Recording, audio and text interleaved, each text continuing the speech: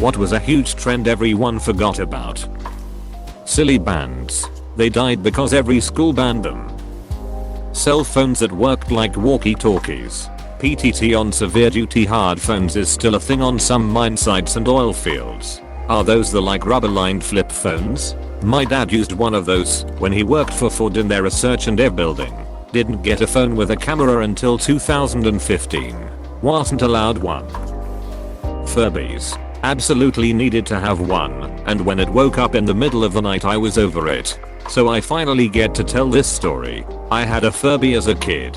The thing learned my name. You also could not turn them off, so it would randomly talk throughout the day and night. Its batteries started to die, so it sounded weird to say the least. So one night, at 3 am, I'm about 7 years old, I hear, in this demonic sounding voice from my closest, say my fucking name. The Furby was evicted from my room after that. My Furby sat 4 years wrapped in 2 blankets in the bottom of my dark closet. IDK if this is just where I live, but those bracelets that you made with rubber bands on that loom thingy. Cup stacking. What was that all about? Holy shit. I forgot about that. Our school made us do cup stacking and gym for a few weeks. Yo-Yo's W Hullet was that jackass that came to my school. Why did he do a sales pitch for yo-yos? Why did so many of us buy them? I remember back in elementary school getting taken out of regular class with about 6 to 7 other kids in my grade and getting to learn random things like yo-yo tricks. There was definitely a sales pitch involved, but I was too young to really realize it, and also, I sucked at it, so I wasn't interested in fancy yo-yos. No one ever really explained to me why we were all getting pulled out of class and I wasn't the kind of kid W Hulot questioned things like hat. I also have no recollection of learning phonics or doing any reading exercises during elementary school. I was out of college before I realized that the kids that were getting pulled were either advanced readers or kids W Hulot were on an IEP, both of which would have been extremely bored during these lessons. Sons. Pet rocks. I have been breeding them for years. Edit. Thanks for awards. And thanks for so many awesome responses. Close bracket. Painful memories. My pet rock ended up breaking a window and had to be euthanized. I still have a box of his sand on my mantle with his picture above it. I have a huge scar on my foot because I stepped on my pet rock. It wasn't technically a rock, just a large colorful shard of glass. I forgot I left it on the ground and got a deep gash in my foot. I also had to get my surgery done fully awake because they couldn't get my records in time to find out if I was allergic to anesthesia. Very painful memories. Hypercolor clothing. I was a huge nerd in elementary school and thought I was gonna be super cool when my mom bought me an off-brand hypercolor shirt. Wore it to school, and one of the kids W Hulot bullied me, realized it would change color if he spit on it. It then showed lots of other people. Claire, it was the worst day of my elementary school life. I've Gangnam Style. Hey sexy lady. Flash mobs. I miss the awkwardness of school teachers and office managers to entice others to join. My boss made us do this one year as a kind of bucket list for herself before she retired. I had scheduled the day off since it was my birthday, so I was hoping I had a gracious out to skip it. Instead, she told me if I came for the flash mob I'd get the rest of the day off with pay and I wouldn't have to use a vacation day. It was exactly as awkward as I expected, but the 20 minutes was worth it for 8 hours pay. I too would 100% accept this bribe, on the condition it was in writing. LMFAO. LMFAO may be a total train wreck of music group, but they were also everywhere in 2011 to 2013. You couldn't turn on the radio without hearing I'm Sexy, and I Know It, played 5 times in the span of 30 minutes. And Party Rockers in the House Tonight was a line scream sung at any nightclub. I defend LMFAO for one reason. They weren't trying to make radio music. They were making club music that you get drunk and jump around to. I'm convinced there was a mix-up at the label and it got shipped to radio stations. Rage comics. In 2011, 90% of my Reddit feed was Rage comics. Now you never see them. They were like the Oggs of mainstream meme culture. I'm kinda dating myself here, but when I was younger, I can't remember if I was a preteen or if I was a teenager. The Budweiser frogs. Everyone was going around saying Bud. Someone else would say Wise and someone else would say I even had a couple different shirts with them on it, lol. Those shoes with the wheels in them. Heelers don't have brakes because the swag never stops. Yeah, right, man. Harlem Shake. I learned to Harlem Shake in middle school because of $MA$E. Then it became a fad when I was in college and I had my icebreaker. You learned the real Harlem Shake. That one weird summer of 2016 where clowns randomly appeared out of nowhere and creeped us all out. Yeah, WTF was that all about? Was it an ad marketing campaign, or was a few marketing stunts and then a bunch of actual crazes exploring it? I'll never forget the summer Pokemon Go came out. Everybody and their grandparents were playing it. All the parks were full of people just talking and meeting each other. I hate to sound boomer why, but it made me remember what life was like before smartphones. Which is ironic, I guess, because an app made it happen. I wish more technology had the goal of getting people active and outside and interacting with others. Yep, the Pokemon Go trend in July 2016 was completely bizarre. To see literally almost everyone play it, even elderly non-gamers, was something I never thought I would see. I played it consistently until the end of 2017. And then I quit. Now, I literally never meet anyone who plays that American English. Really? It's often the highest grossing mobile game each month. It's still really popular. There was even a research event today. Mannequin challenge. That was very weird, to be fair.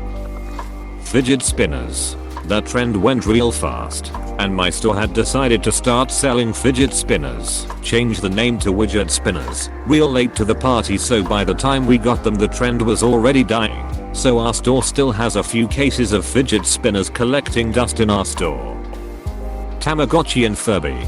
Tamagotchi was the bomb. Second Life. The virtual reality game.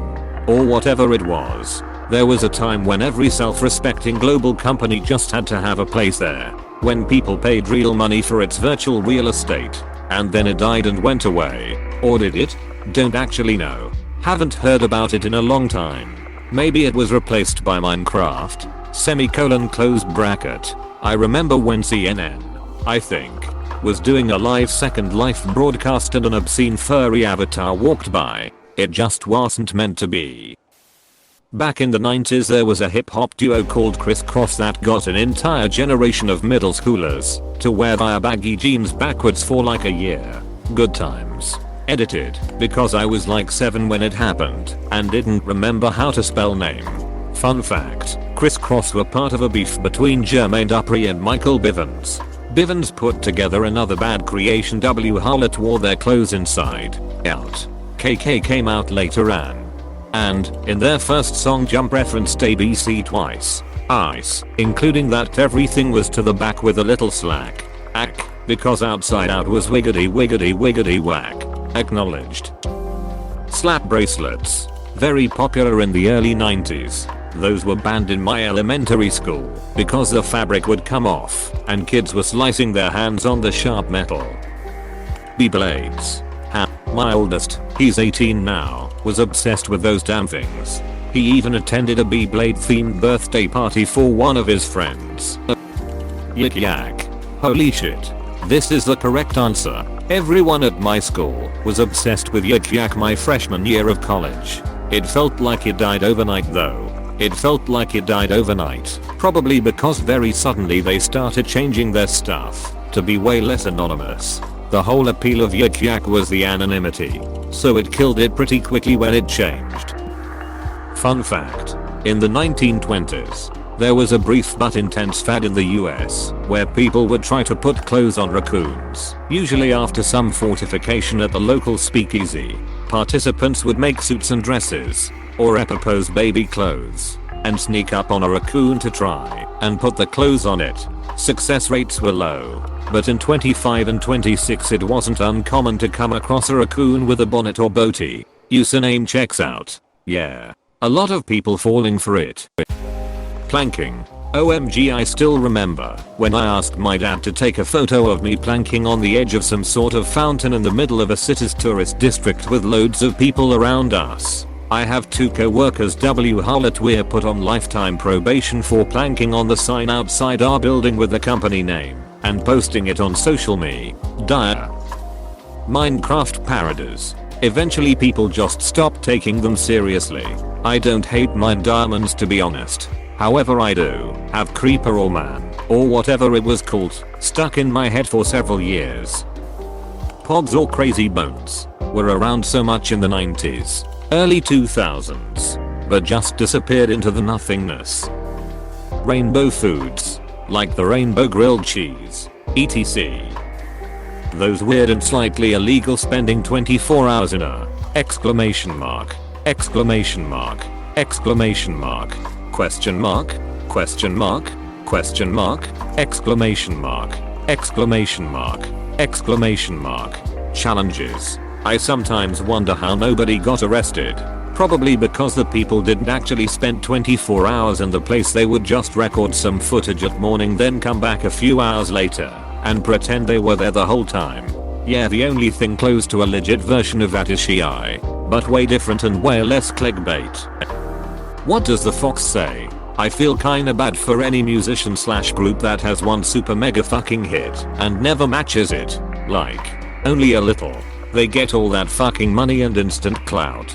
But it probably feels limiting as an artist. Like now you have mold your future work is expected to fit, or a level you have to beat. Crazy Frog. Was that a trend? Was everywhere and super annoying. You'll remember Beanie Babies? My mother just gave my 6-year-old son no clue on earth where she got them from. I looked every single one up. $20 total for about 7 of the little fucks. Kids used to bring warheads to school and air each other with them. Seemed like you could never find them to buy them.